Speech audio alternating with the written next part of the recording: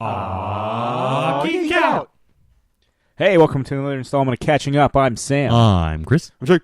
And it's just, we don't really have the episodes where we just, fuck around. Catch up? yeah. For a show called Catching Up, I mean, we do catch up after the interviews. I had no idea the show was called Catching Up for a good 30 episodes. Well, to be fair, it wasn't really called catching. It wasn't called. When did it officially hit it? After when we stopped using Roman numerals, which was episode 11. Okay. Yeah. So you were still yeah. So there you go. Technically, I think it was originally called Catching Up with Sam, Chris, and Jake. Yes, it was. Mm-hmm. And that was just too much. Yeah. They would scroll too much on the. Yeah. Then you wouldn't know what episode it was. Yeah. Who knows? It could be Tea with Eric Bana. It could be 6 to 9 Heisenberg. Could be all the memories, great titles. Yeah. What was it? Memories, something, and boners. Memories, traditions, memories, and boners. Yeah. Still our most downloaded episode ever. Yeah, some of them have given a run for its money lately. Yeah. So I'm waiting for an interview to finally eclipse that episode. It'd be nice. It'd be nice to have something like that. When we get that Stan Lee interview.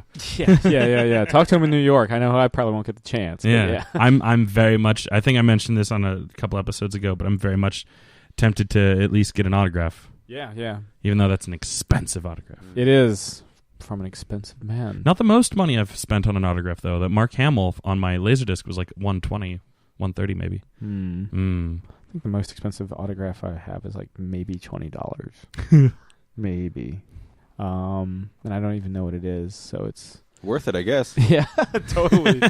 It's paid dividends. Yeah, fucking dividends. I think that one over there was $20. Oh yeah, the Ray Park. Yeah. Loose.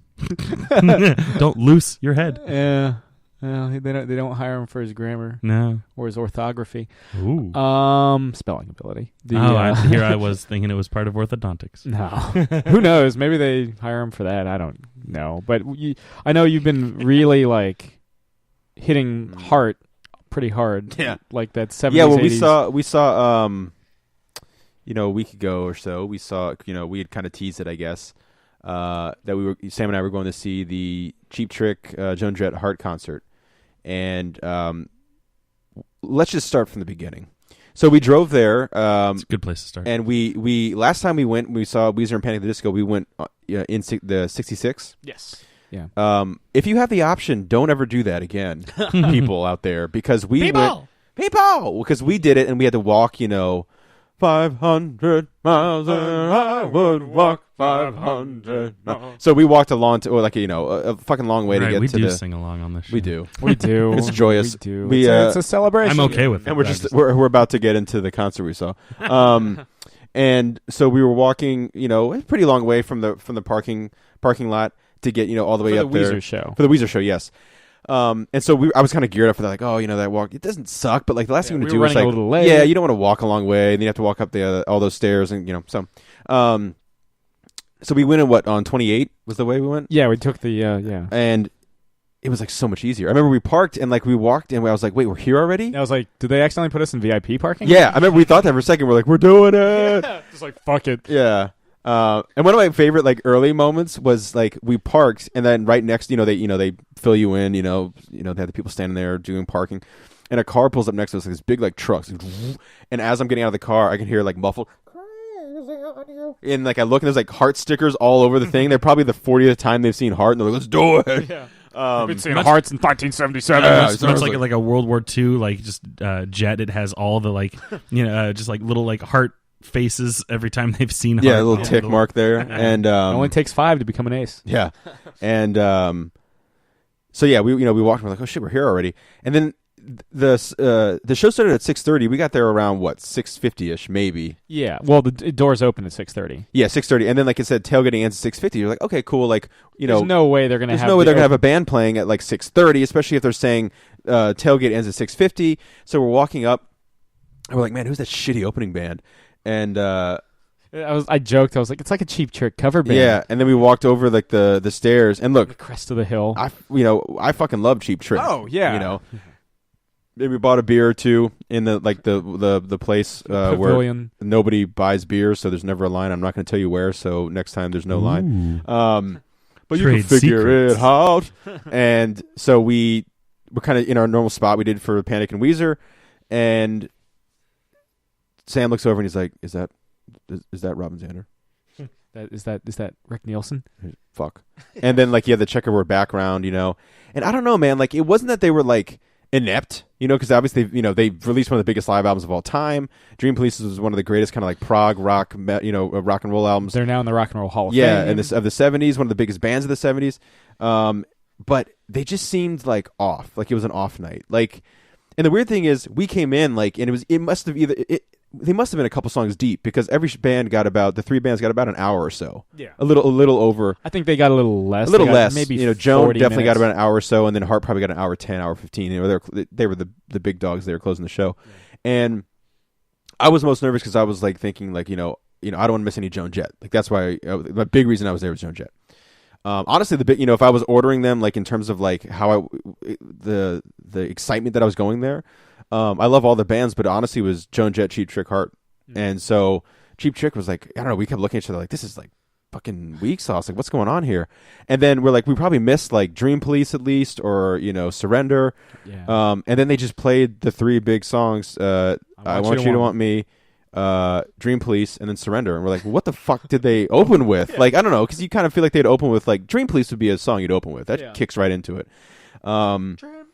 And again, it was cool. Like they that was fun to see, and Robin Zander still had a pretty solid vocal for the most part. Yeah, it kind of looks like Bret Michaels now. Yeah, and Axl Rose, and what do you say? Axl, like it's like Fat Axl Rose meets Death from East of West, and because of the top hat. yeah, it was a lot of white. Yeah, A lot of white, and yeah, it was just sloppy. It was sloppy, yeah, and it was nice to like. It was fun to yell out, we're all right, we're all right for Surrender, because that's just such a great, teen anthem, or just anthem about, juvenile craziness, whatever the fuck. And they, I was wondering if they're going to change it to Joan Jett or Hart records instead of the Kiss line, but they kept the Kiss line in, which is cool during Surrender. Anyway, that was fine, and we kind of, I think Sam and I both kind of breathed a collective sigh of relief because it means that we didn't miss Joan Jett or Hart. Yeah. Because honestly, the band even though I've seen Joan Jett and Hart before, like last year, the band I was least hyped to see was Cheap Trick. Was even going in was Yeah. Cheap Trick. I was like, dude, they're just these fucking wizards, and it's gonna be cool. They're from Illinois. Yeah, and it just was, I don't know, it was kind of a bummer. Like it wasn't their best show. And then Joan Jett came out, and that was just fucking cool. It was one of those like moments I had to kind of like think about it for a second or two. Oh, she's starting with Bad Reputation. Yeah, and I give it them my bad reputation. she lived in this area for a bit, so she was kind of talking about that, and Bethesda, I believe. and so Or is it Silver Springs? well, she grew up in a big Orioles fan. Like she's a diehard Baltimore Orioles fan. Yeah, but there's that picture that I posted on Facebook with her like wearing the Jets jersey. Yeah, I remember. Yeah, I had that I posted that like it came up on like a memories thing where I was like, the only thing that sucks about this picture is this Joe Namath jersey she's wearing. We'll just pretend she was in New York or something. Anyway, great set. She spread her hits out all over the place. She's got a lot, and Sam and I always kind of like to guess like what's the next song going to be, and just great. I mean, Fragile. Thank you. Fragile. New song, Fragile. And the one song she didn't say that for was Love Is Pain, which is my favorite solo Joan Jett song. And I don't know, just hearing her talk about the Runaways for a little bit was cool, even for a couple seconds, just to be in the presence of that. And she really does seem like grateful. Like, yeah, I recorded this song with Dave Grohl. Yeah, oh yeah, it was like nice. she nothing is taken for granted with Joan Jett. I used to be in a band called the Runaways. People applaud. Thank you. Yeah. And that's that's a band when she was like 16. She's like. Here's a question. Yeah. I was thinking about this because I was, kind of like you. I listened to the motherfuckers I just saw after the fact, and I was kind of driving around, and I was like listening to some of the Runaways, and I was like, do the Runaways do dirty 70s rock better than Kiss? They did for they were like a quick flash in the pan thing, because like they quit right around the time Kiss should have. Yeah. I think that because Kiss probably should have called it after. Yeah. Like, I mean, I don't think they did. I mean, their Live in Japan album, forget all the studio albums, they're fine, but they don't capture the live stuff, kind of like Kisses didn't for the longest time.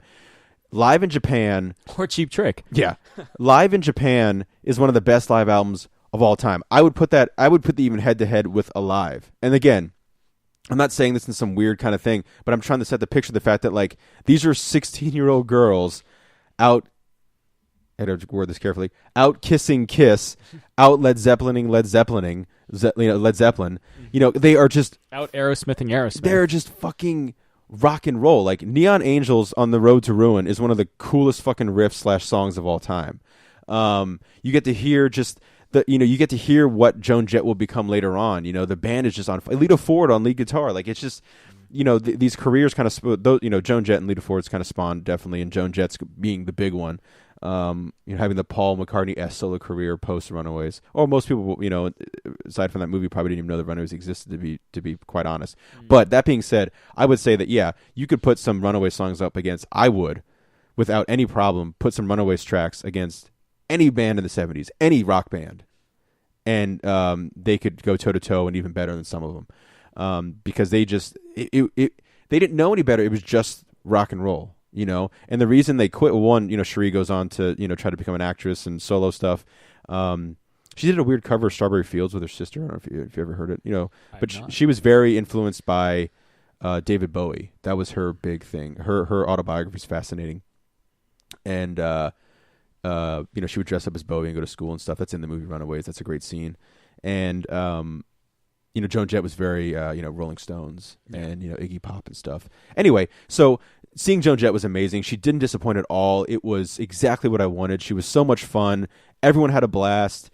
And then Heart was coming on. And, I'd heard from you guys talking about Heart was just astounding. Mm-hmm. I had heard only good things about their Highway to Hell, their Stairway to Heaven cover, which is funny enough. Only they would pair it with Highway to Hell. Yeah. That'd be great. For every Stairway to Heaven, there has to be a Highway to Hell. It's funny because, as Sam alluded to, like, the Heart blew me away. Like, I've never seen at a concert before. Like, the way I kind of worded it was like seeing a band that had all the professionalism of a band that's been doing it for as long as they have, but with the joy and exuberance of a band that just heard their song on the radio for the first time. Like, Even These Dreams. Yeah, which is the fucking Mad Notes. I love that song so much. I forgot about that song until I heard it live, and I remember I was waiting for the chorus to kick in, Nancy Wilson singing it, and then she started just the chorus, and I looked at Sam, and I just went, motherfucker! I totally forgot about this song. Well, so to kind of interject for a second, when Heart goes on, I was like, man, like they're playing their 70s stuff, and I'm like, yeah, fuck yeah. Because I saw him at RFK with Chris last year, and good show. It was a good show with Joan Jett and the Blackhearts, and it was. I just remember like turning over and I was just be like, I love this. Mm-hmm. But I can't wait until they do that 80s.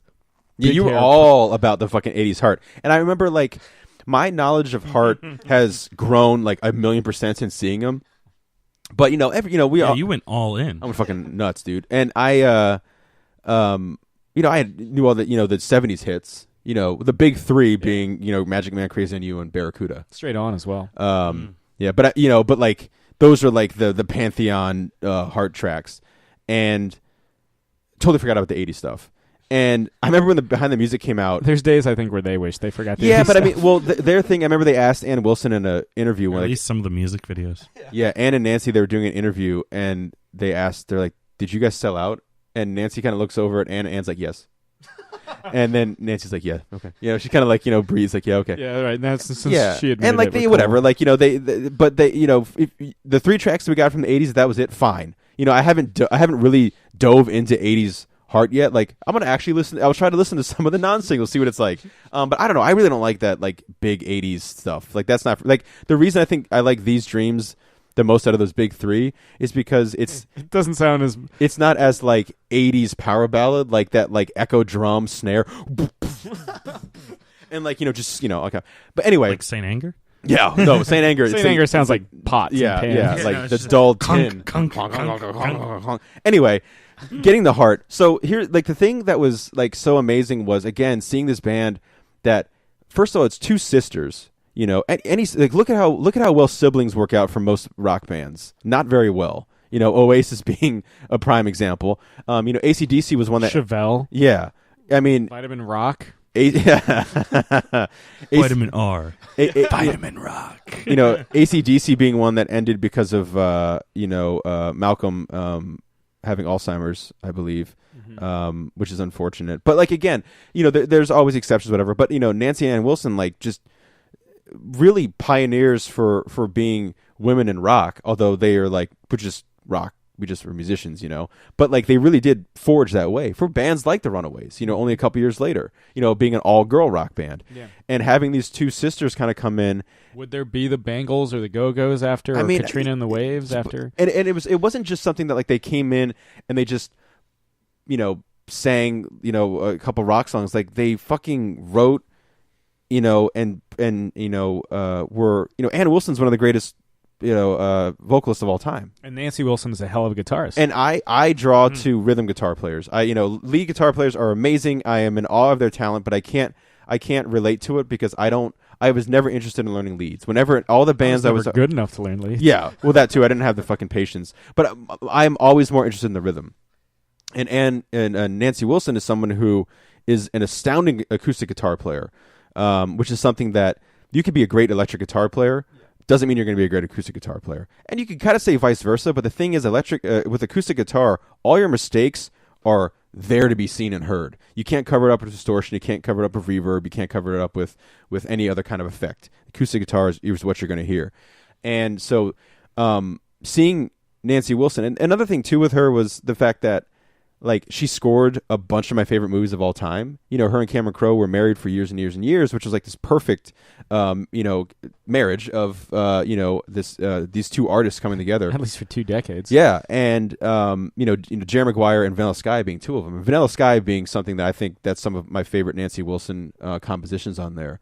There's a song called Elevator Beat, which is like the big kind of like atmospheric Vanilla Sky stuff. It's fantastic. So that was cool seeing her.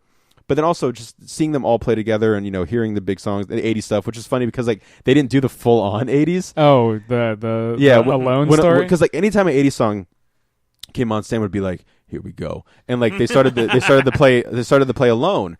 And I was like, this sounds exactly like What About Love? Yeah. And I'll admit that. I was like, did they forget that they played What About Love? And then Sam's like, wait till he gets to the fucking chorus. Second chorus. And then it gets to the chorus, and like they did an acoustic number, and like you could just Sam was just like, like just waiting for that big like snare explosion. Get you alone. And it never like quite got there. And Sam was the whole rest of the night was just like waiting, and then they started with still waiting for that pop. I think he was waiting for that pop, and then once the chug of Barracuda came, I think you could finally be like, all right, that's good enough. But and then seeing Nancy Wilson play the opening to Crazy on You was pretty fucking cool. She threw in a bunch of Zeppelin stuff in there, and my favorite part of that intro is not necessarily even like the crazy finger picking and everything.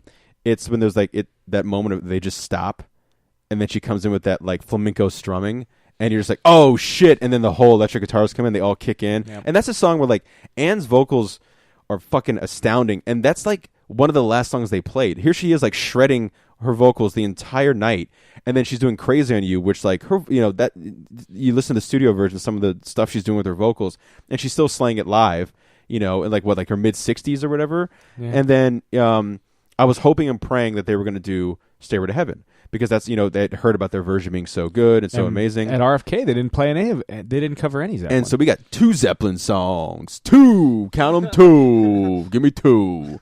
Give me 2. Give me 5. And it was Immigrant Song. Hey, Utah. Yeah, Utah. Give me 2. Make it 2. Make it 2. And they did. It was Immigrant Song and Stairway to Heaven.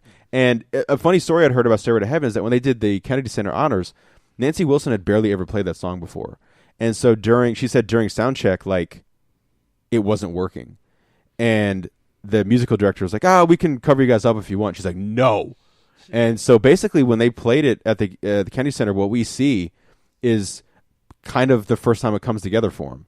And they were very nice being like, look, they didn't get emotional because we played it well. They're getting emotional because they got to see Jason Bonham play, in his dad's kit with the hat, the bowler hat and everything. But hearing it live, I wasn't even in Led Zeppelin. Okay, it's a surprise to you motherfuckers. I wasn't in Led Zeppelin. What? But I wasn't the ghost keyboardist in the background for Houses of the Holy. But I will say, if you guys haven't seen, pause this podcast and look up the Led Zeppelin, Kennedy Center, tribute thing where they play basically any Heart video you look up, it'll be a suggested video on the side. I've seen Robert Plant live. I've seen the frontman of Led Zeppelin, and seeing the Wilson sisters cover Zeppelin, I was like, I'm good. I don't ever have to see Robert Plant and Jimmy Page team up and John Paul Jones. Well, it's like they grew up such fans of theirs, and Ann Wilson's voice just lends itself so well to arguably more so to the Immigrant Song. Yeah. Actually, I haven't heard them do Immigrant Song. I'm gonna look that up. Pop see if up I can find from it. our show. Yeah, 'cause there's a couple good videos there, But again, like they ran the gamut. They had all, they covered all their grounds, And then the album that I've kind of really attached to post concert is Little Queen, which is their third album. The big song on there being Barracuda, which is you can't get a better opening track than that. But if you listen to that album, you hear the Zeppelin influence like crazy.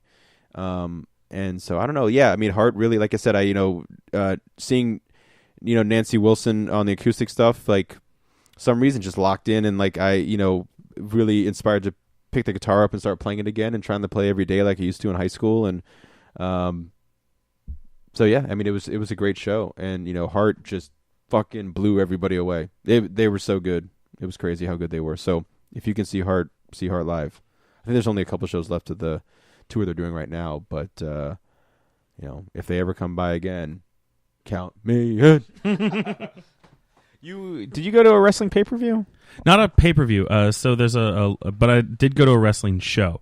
There's a local outfit to these parts called Nova Pro Wrestling, and they kind of do like a monthly show in and around the Fairfax County, or just Fairfax County. It doesn't need an article, but yeah. So this is the second time I've had a chance to see a Nova Pro show. They've been doing it for a year now, which the most recent one was the 1 year anniversary show, and they just like tore the roof off. Like they've done such a good job like booking talent. They have a decent like set of regular performers that they have come and do like every show or like every couple shows.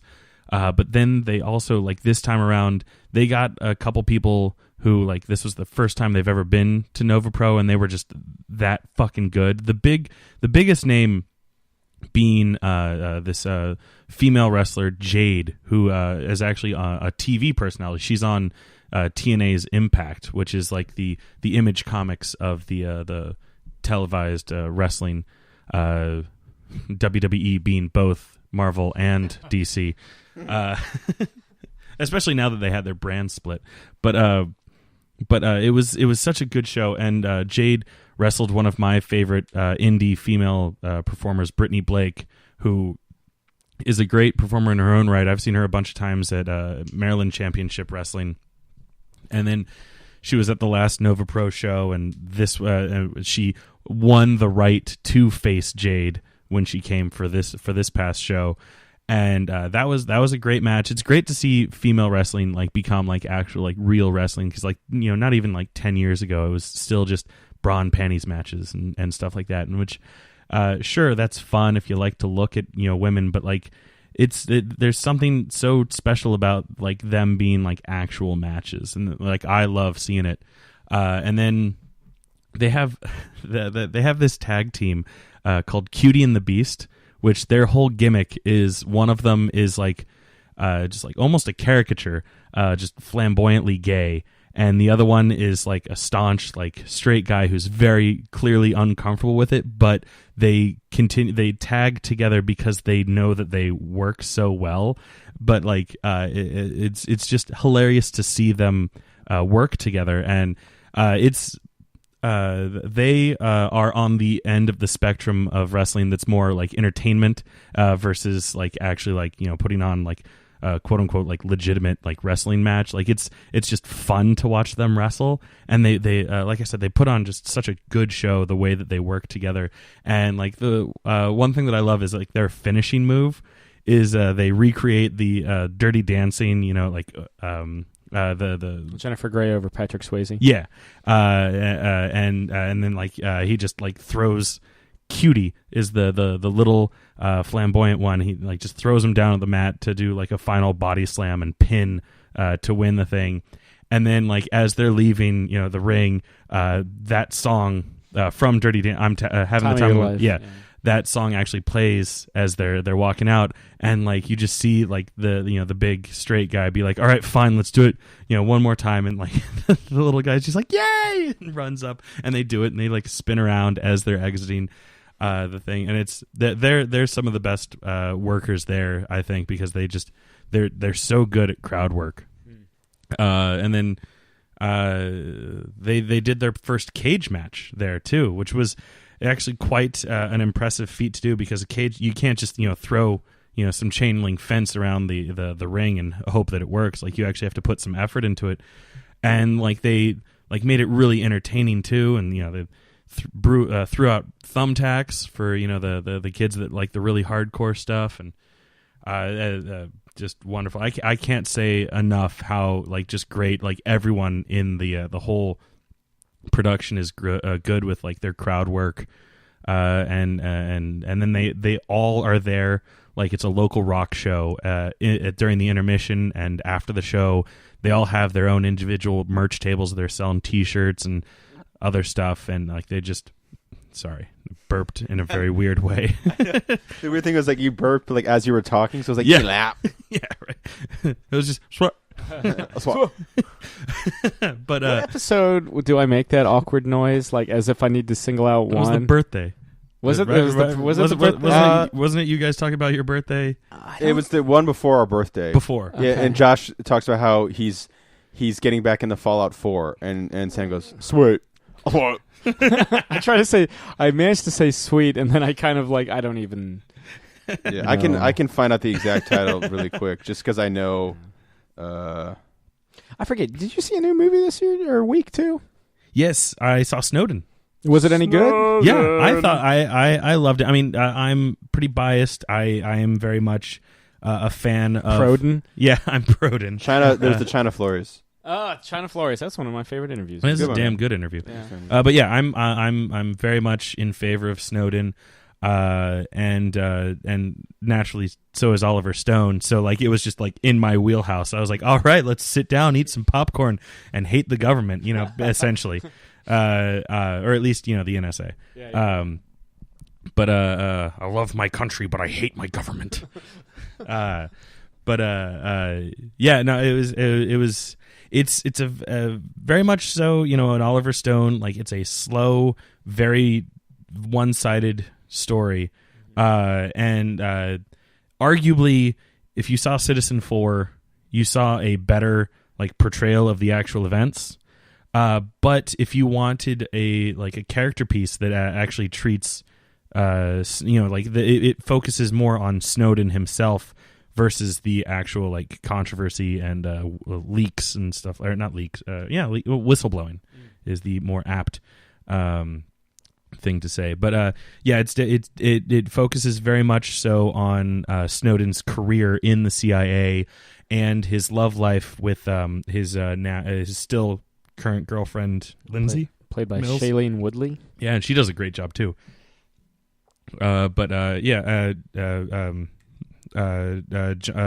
Joseph Gordon-Levitt, for some reason could not remember. I was trying to call him John, and I was like, I know that's wrong.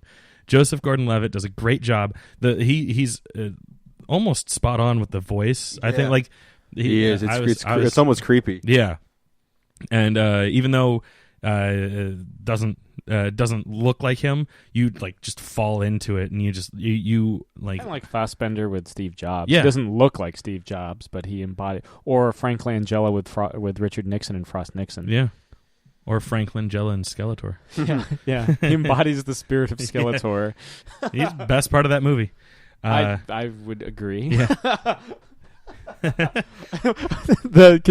I get your Dolph Lundgren He-Man?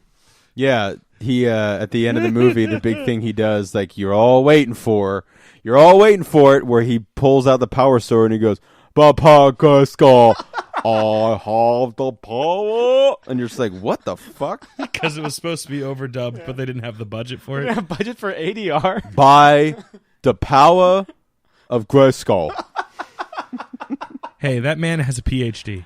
No, Yeah. it's a master's. A A master's. master's of science. Not in an chemical Eternia. engineering. Not an Eternia, buddy.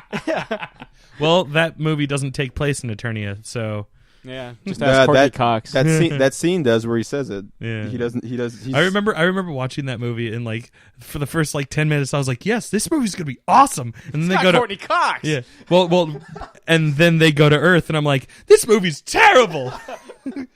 I fucking hope that. I mean, it's look. I'm trying to be positive here. I'm trying to be positive in my life. I saw Heart live, but like Everything's good. Did you see a new movie too? We both saw a new movie. Well, yeah. So, yeah. Did but we see a movie? I hope the fucking Masters of the Universe movie is good. I hope the fucking every movie is good, but it never happens. I know, but like He-Man could be so fucking rad. Like with the special effects they're doing now, and like, I have a feeling though, man. A good feeling? No, a bad feeling. Oh, well, about yeah. the He-Man It's more than a movie. feeling. You Yeah, know, it's a premonition in this case. I don't know. We'll see. Yeah, but we saw a movie. We did a film. The Film Dafoe. Film Dafoe. As I recall, it was a horror film. Eh. No, No, no, Sully. I was singing. Sully. I was Sully. singing. With Tom Hanks as Sully, Captain Chelsea Sullenberger, Yeah. and Aaron Eckhart is his first officer. They do a good job, man. It's a good movie. It's the quietest, driest Eastwood film, certainly Which this is side of Hoover. Yeah, which is crazy because all of his movies are pretty dry, and I mean that in a good way. Like, you know, he doesn't fuck around. Eastwood doesn't fuck around. I mean, would you call Gran Torino dry? Yeah. Would you call Unforgiven dry? Oh yeah. Would you Like, call th- Outlaw throat Josie dry. Wales dry? Yeah. Okay. Would you call Pale Rider dry? Yeah.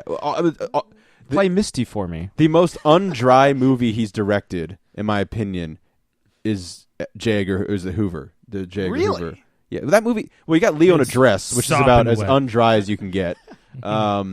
It's you know, you got prosthetics. What about Hereafter with Matt Damon? Oh yeah, shit! I saw. You know what? I watched that movie. Got really emotional watching that movie. I couldn't tell you what it is except for the fact that he can like talk to dead people and there's like a tsunami.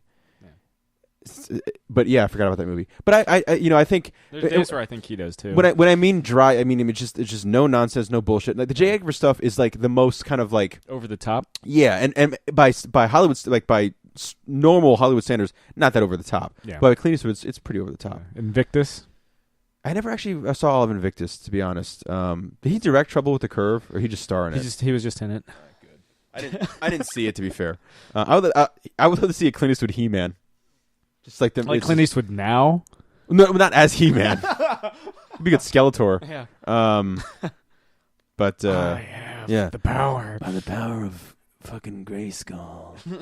I would love just run the gamut of all the impressions we've ever done of them doing. Can I get a Stallone? Yeah. Okay. Here we go. And think, you got the Jesse the Body thing. So, you by the power of Grayskull. I have the power. See if I can do Jeff Bridges.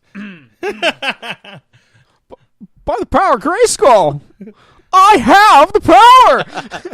I have it, man. By the power of Grayskull, I have the power. And now you're going to answer my questions. Wait, let me see if I can do Jack Nicholson. By the power of Grayskull, I have the fucking power. Just one last one. Oh, Just one last one while we're on this. oh boy. Can I get a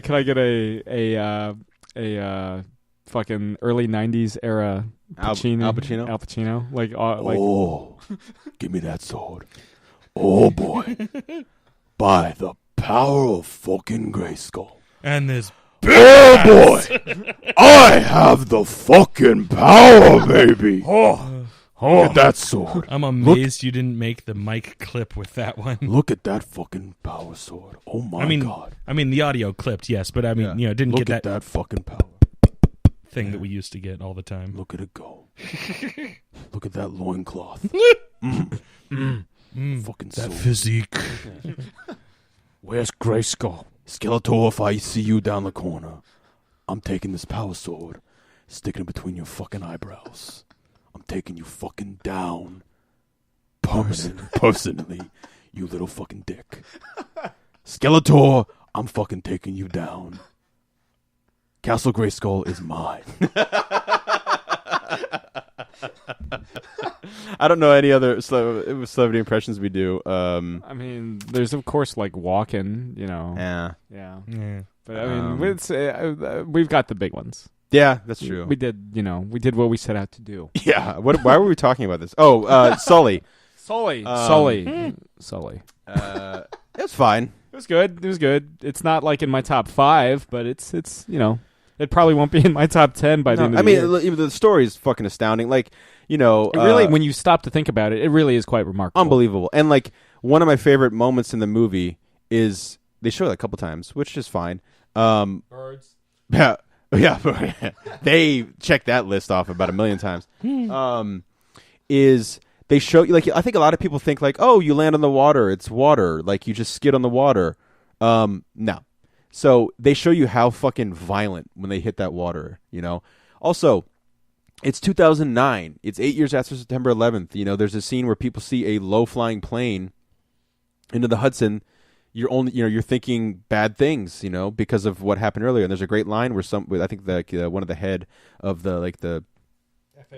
Yeah, he's like, this is New York needed this. This is the first good news with a plane in it in a long time. And also there's a great moment too where, Tom Hanks, Sully is as any captain would be, he wants to know the number of survivors. He has to, 155 is the number. I have to know 155. And he just does, nothing else matters and then the same guy comes in and he's like, oh, Sully, by the way, 155. And you get to see, again, a very understated, quiet, brilliant performance by Tom Hanks. You think it'll get nominated? Probably. Decent chance. I mean, at least a Golden Globe. Let's wait until we get into awards season. Yeah, at least a Golden Globe, because there's some heavy hitters coming out, I think. But I want to say La La Land. I've heard about it, but I haven't seen anything for it. But it's Gosling and Stone coming back. Right? Same director as Whiplash. Oh, I'm in. Oh, I'm in with anything Gosling. I'm in. But but there's a moment where Hanks, he lets himself, not like that Oscar like crying moment, but that moment of just relief when he hears that zero fatalities. I may not be a smart man, but I know what love is. Jenny, by the power of Grayskull, I have the power. I recently bought that on Laserdisc. Oh, that's so good. Forrest Gump was the movie that made me realize that movies could be more than just popcorn. Like the emotional power that the medium could provide. I don't know what that was for me. I mean, that probably wasn't far behind because I remember seeing that movie fairly young and 2001. 2001. That's a good one. Yeah. Though there's not. Teach their own with something as subjective as emotion, but that's a very cold film. Yeah. Well, Chris is a cold motherfucker. Yeah. Stone Cold. Sam Stone Cold. But no, like the idea that it can be more than just sit there for popcorn, not necessarily like the emotion and stuff like that. Yeah. It's a good one. What about you, Josh? What about you, Josh? By power of Grayskull. By power of fucking Grayskull. By the power of Grayskull. Jesus. So yeah, there's no. You can't pinpoint the movie where you're like, oh shit, this is movies. Oh shit, this is where movies fucking matter. Party at Nicky and Studs. Party at Kitty and Studs. Fuck. You would know. You own it. Honestly, it might be Rocky because that was the movie where I saw, by all standards of like how a sports movie should go or how a good guy underdog movie should go, and he loses in the end.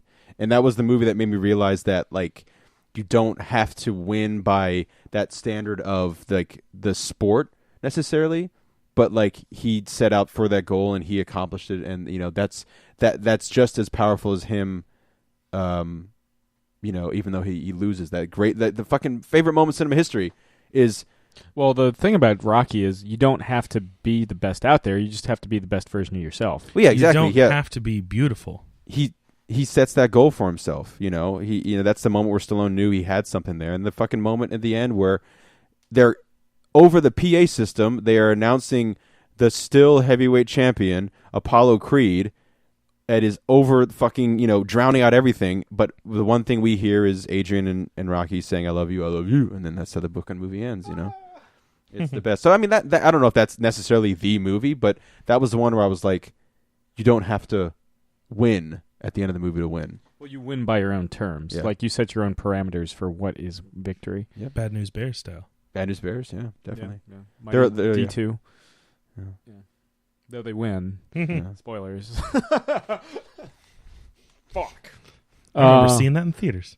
I didn't actually see any of the Mighty Ducks movies in theaters. I didn't see The Sandlot in theaters. I didn't see The Big Green in theaters. I saw Rookie of the Year in theaters. There you go. Rookie of the Year, yeah. I feel like that was a birthday movie for me. Yeah. Fucking yeah. Do I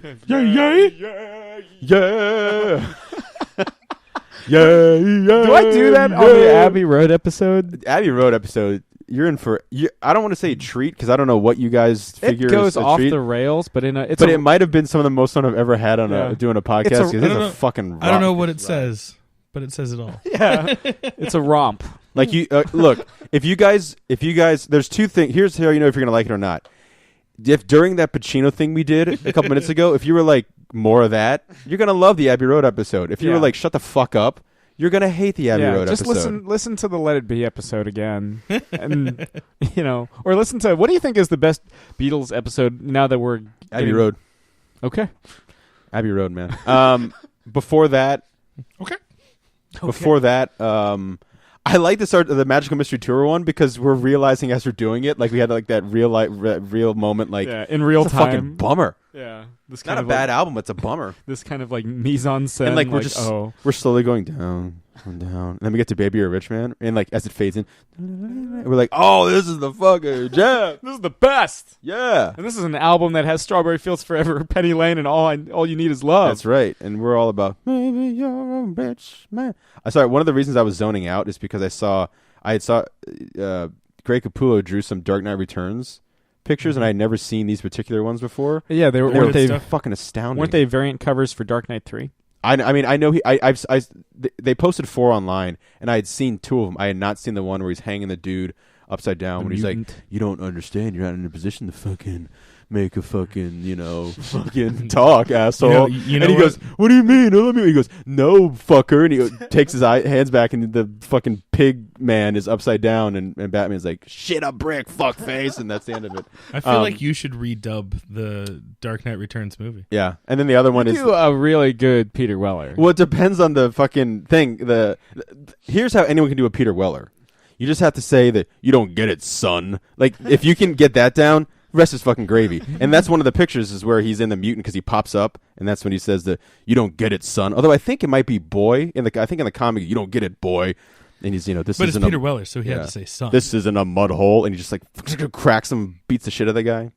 It's an operating table. It's an operating table. And I'm the surgeon. And I'm the surgeon. I think the big thing they talked about that, the one kind of like bummer they had with the animated film, it's all right, but it makes it its own, is that there's no inner monologue, and so much of Frank Miller's Batman is inner monologue, because in that scene, what you don't get in the animated film is after he goes, and I'm the surgeon, and he puts him in like the fucking arm bar thing, they pans up to that shot of the moon, and he goes, something tells me to stop at the leg, and you hear a crack, and he goes, I don't listen, to his own inner fucking demons, and it's like, yes. How doing the Peter Weller reminded me of Kingpin. How would Kingpin do the Gray Skull? Oh, that's. I feel like it would start with Wesley. I have to find like the exact because that's a very easy one. Say Wesley. Yeah, that's a very easy one to skew out of the way to be like nothing. So just be like, Wesley, by the power of Grayskull, I have the power, Wesley. Speak to me, Wesley. Dead corpse. It's fucking owned. Do you guys like now that like 2 seasons have gone by? Do you Luke like Cage in a week and a half? Oh, it's gonna be. I'm really psyched for that shit, man. I'm trying not to watch any. Like they released another promo. I'm trying to stay away. I only watched the old Dirty Bastard one. Oh, maybe I like it raw. Shimmy, yeah, shimmy, yo, He's like, I haven't even started. At the end, I'm just like, oh my God, son! I have to read every Luke Cage thing That's ever. the Raw I was talking about. Yeah. They last episode I talked about not wanting to watch anything Supergirl with Superman. Yeah, but how's that been going? I finally started Supergirl. Yeah. Yeah. How far did you get? How far are you? I'm close to halfway through. Did you? So you got to the episode with the no powers? No, it's next, I think. Oh, that's my favorite fucking a good episode. It's the they basically take the Jeff Johns issue of Superman and turn it into Supergirl, and it's Superman number 39. That's the moment where I think the show. I mean, the show is. I think you can see, and if you don't, I mean, I don't know honestly how you feel about it, but like there are moments. I like the show. It's so starting far, to. There are moments that it starts to really fucking gel. Did you cry at the I Am conversation? No. You know, there are Heartless bastard. there are moments where it's really starting to gel, and I think that episode in particular is where you're like, oh, like this better than any incarnation of a live action Superman I've ever seen, outside of maybe some like a handful of Smallville stuff, is like, you know, Superman is not about the powers whatsoever. You know, there's a lot of the consequence stuff in there, and you know, it has the CBS. And it's funny, it wasn't on CW at the time, but CWS kind of like weird humor. You know, let's have the pop hits of the whatever in, and have them, you know, have a whatever that clip-on iPad keyboard thing is. They use that all the time. The Surface tablets. And then you'll see a commercial for it right afterwards. Yeah. I don't get that because I'm watching it on Netflix, but yeah, they do tend to really pimp the hell out of those Surface tablets. Believe me, they're there. But it's constantly just. I mean, look, I'm glad. You know, I'm not going to say what happens, obviously, because Sam's watching. But I'm glad the season 2 got picked up because it ends on a cliffhanger, and that would have been a fucking bummerville. But anyway, there's a tease they showed of Tyler Hoechlin, and I know how to. It's Hoechlin because on his Twitter, in his profile, he's like it's pronounced Hoechlin. Not in a douche way either. He like says, you know, baseball fan or baseball player at heart because he was a Sun Devil.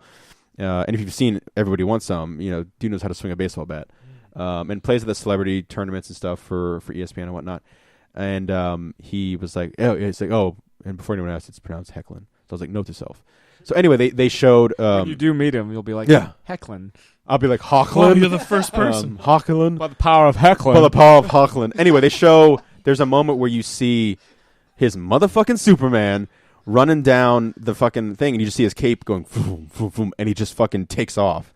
And then there's a moment where it's kind of like in Man of Steel, where he's like flying, and like changing arms. And you see a shot of his Superman doing that, and then you see Supergirl go like break the sound barrier, and you see Superman like right behind her, and they're flying, you know, over the skyline. And you're like, I'm ready for this shit, fucking ready. But that's about it. If you guys think of any more By the Power of Grayskulls, tweet us. Or just yell at me. Yell at me wherever I am. We'll try it on the next episode. Yeah, we'll all, you know, just if you with our interview guest. Yeah, yeah. There you go. Yeah. That's be the new thing. So can you end it by saying By the Power of Grayskull? What are you geeking out on? And then 2, can you do an impression of anyone saying By the Power of Grayskull? Yeah. I have the power. Either that or sing the theme song.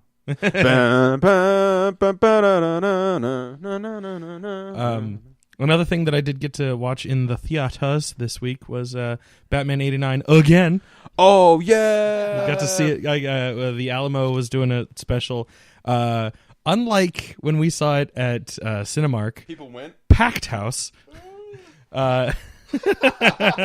And they provided props because that's one of the cool things that Alamo does every once in a while when they do one of their old school shows like that. Everyone got a cool Greg Capullo cowl, like paper cowl thing, like they did Batman Day last year or the year before. I forget. One of those.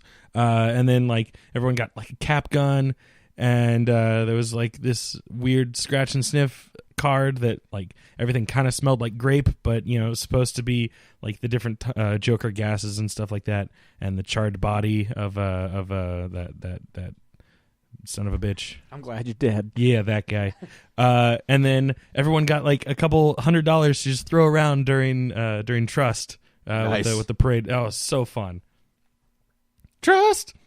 It's still the best. I was thinking about that. Not to put you guys on the spot, but it was Batman Day recently, and I pretty much know your guys' favorite live action ones. Yes. But do you have what's your favorite? And I pretty much know your favorite animated one.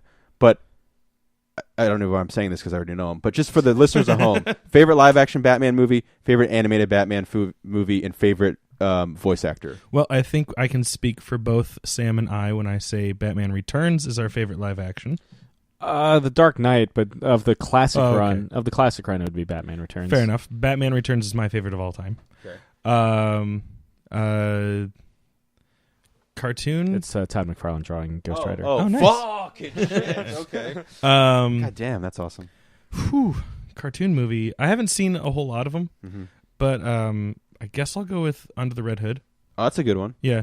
Vernon would be happy. Our friend Vernon. That's his favorite. Nice. What's up, Vernon? Yeah. What have you heard? What's up? Voice actor Kevin Conroy. Yeah. Did you ask live action actor? No, but go ahead. Keaton. Do you have a favorite Batman story, like book? Probably Hush. Hush. Samuel? Favorite Batman story. Run the gamut. Favorite Batman story is probably The Long Halloween. Mm-hmm. Good one. My favorite Batman live action film is The Dark Knight. My favorite animated voice actor is Kevin Conroy. My favorite animated film is probably still Mask of the Phantasm. That's a good one. Yeah. The first time you see Batman in that movie, like where he breaks in the window and fucks up everybody's day, is so fucking awesome. Metal. It's so like cinematic and just cool. Yeah. That was something they didn't know they were getting a theatrical release until like deep into production either. They're like, we have to change all our aspect ratios immediately. Yeah. We have to change everything. Everything. For shits and gigs, Batman 89, Keaton. I'm going to throw out Peter Weller, but I really also like Jeremy Sisto in the Justice League New Frontier, and another thing. He fucking owns Martian Manhunter. He's like, I have a $75,000 sliver for the one on Metropolis. All I need for you is a penny for a book of matches. And he just fucking slinks down and turns back into the Martian. He's like, fuck. He's like, my instincts tell you to be trusted. But I remember hearing his voice for the first time and being like, that fucking like freaked me out. And I was like an adult when I watched that shit. I love Kevin Conroy. I mean, that's the iconic voice. But just for the sake of sakes. And Dark Knight Returns. But then I'll do one that I've been rereading and friend of the show or somebody that we've talked to a couple times about. Kyle Higgins really turned me on to Batman Year 100. Which is a fucking great Paul Pope book. Yeah. Oh, it's such a cool, unique. I really hope we get dystopian, fucking badass Batman story. I hope for all our posturing and everything that one day, we get Kyle Higgins on the show. Yeah, I've been trying. I feel like, it's close. Well, I feel like this, like he's like not just sound like we're a bunch of psychopaths, but like he would fit in really good on the show. He is our. He'd be like the closest to being like just like like he would fit in so well. We've had a lot of people where we were like, he could be our Ringo. Yeah. He could be our fifth Beatle. Not to. I mean, I know Ringo was the fourth, but yeah. I feel like Williamson fit right in. Yeah. I feel like what's his Zach Kaplan fit right in. Yeah. Gene Ha fit in very well. We've had a lot of really cool fuckers on the show. I was trying to say, I was like, do I just finish it? Yeah. Yeah. What about Joker? Who's your favorite Joker? Like live action or voice? Because hands down for me, it's Mark Hamill. Shitberg. Followed very closely by Nicholson. by Shitberg. Yes. By Shitberg. I mean, look.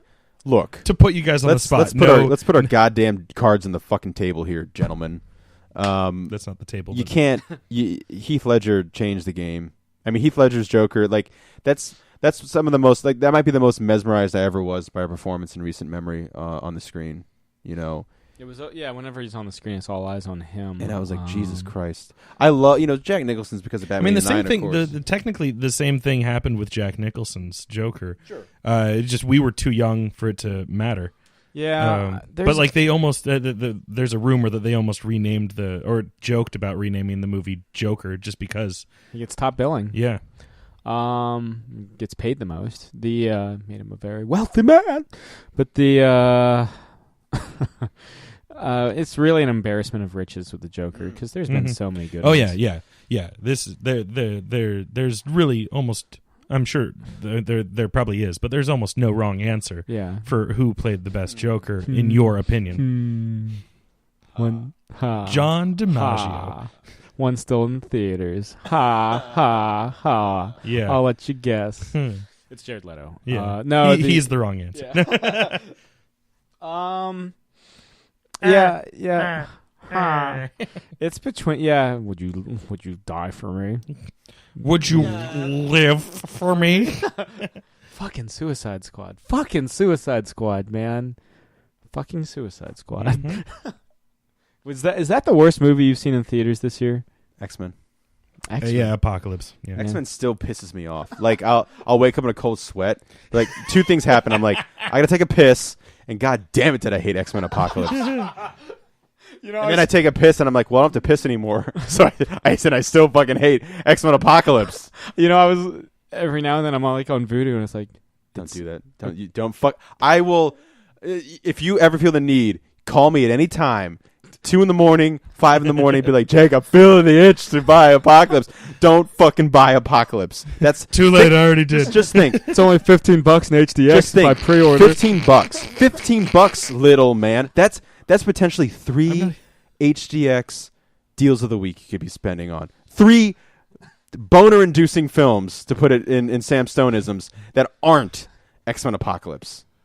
I'm trying to stay positive, but I fucking hate that movie. But Jake, it's $15 if he pre-orders it in HDX. In HDX. It's terrible. Terrible film. It's so fucking bad. Does it come with the stupid deleted scene with Nightcrawler in the mall? Probably. Because I saw a lot of people posting that online, and I was like, it's still stupid. Yeah. Why isn't this in the movie? Why isn't this? Because it'll make it all better. This one deleted scene. It should have gotten an R-rated cut. Yeah, yeah. Where's the rogue cut of Apocalypse? There's no rogue at all. That's why I want one. Yeah, where's she to make the movie all better? It takes place in 1983. I want one. I would say though, she could have like, been a baby and not had her powers yet. That's probably in my top 3. Like my top 3 least favorite movies this year: Apocalypse, Teenage Mutant Ninja Turtles, TMN2, whatever, 2, Out of the Shadows, and Suicide Squad. Suicide Squad was like, I saw it twice because I promised my sister even if I didn't like it, and she was, if she's interested, she was interested. She's a psych person in college, stuff like that, and interested in like what's Harley Quinn, what's going on, and I think she likes Margot Robbie. Who doesn't? And so I saw it a second time, but it's just a fucking mess, dude. What a fucking. Whereas I saw it 3 times willingly.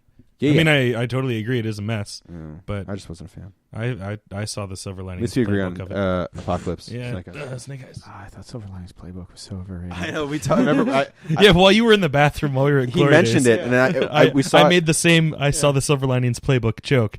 All I was thinking about was what I was going to get at I still haven't seen the Silver the Linings Italian Playbook. place. Oh, Pomodoro. Pomodoro was like halfway through. I was like, this I haven't been movie's at Pomodoro in this months. movie's such a smart ass film. Yeah, And I like. I've come to really like Bradley Cooper and Jennifer Lawrence. I like as well. That's one of the best De Niro performances in years, too. Years. Yeah, that Hands of Stone movie supposedly like almost out of theaters already, and like just got in there. They're only contractually obligated to show it for 2 weeks. Bummer. That's Unless how it's Star Wars Episode 7. Yeah, Disney of course was like, "Hey, you need to do it for 3," and since it was Star Wars, all the chains were like, "Fine." We're not. Yeah, okay. It's real Same quick. thing with Civil War in Europe. Okay, real quick because we're having fun here. Have you? And I feel like Chris. I hope you are too. I feel like Chris might. Zach's just sitting there like, God damn it. Chris might know this better than John DiMaggio's the best Joker.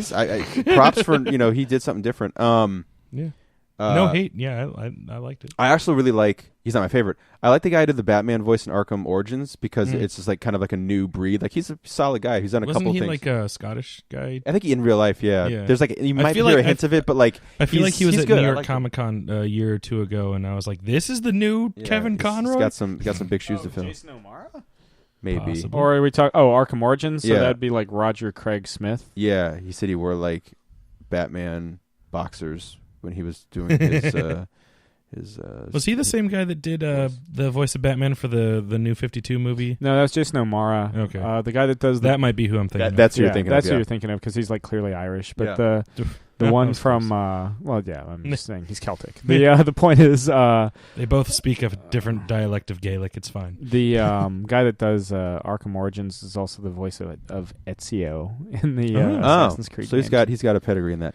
What I was going to say real quick, I just listened to a podcast about it. Have you ever read or know about was it a Splinter in the Mind's Eye or whatever, the Star Wars, the original idea for the Star Wars sequel as a low budget movie in case Episode 4 didn't work? Did you ever hear about it's technically the first expanded universe novel that came out. No. It came out in 1978. I think it's called Splinter in the Mind's Eye, and it basically I wonder if it's on Audible. I hope so, because I actually want to listen to it, even though I know the whole story already. But basically, it was George Lucas's fallback plan was because he was, I'm going to make these films no matter what. I'm going to finish them. We're going to have to sell lemonade on the stand, the famous thing he always talks about.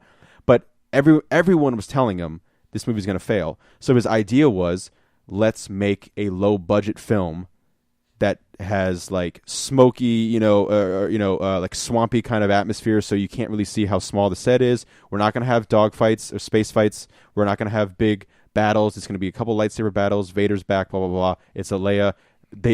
Han is not in it because they didn't think Harrison Ford would come back. So Han is nowhere in the story at all. It's just Leia and it's Luke. Problem is, creepy kids, that they didn't know Luke and Leia were going to be sister yet. So there's a lot of like, hey, let's kind of look at each other longingly and kind of stuff going on in there. And also how Vader gets defeated is pretty hilarious. But it was something I listened to recently about kind of like this original idea. And when obviously Star Wars was a hit and they realized they were going to do Empire Strikes Back, George Lucas was like, go and let's just put it out as a novel. And it became the first extended universe Star Wars book in 1978. And the guy who wrote it also did the novelization for, it's a ghostwriter for the Star Wars novel, even though it has George Lucas on it.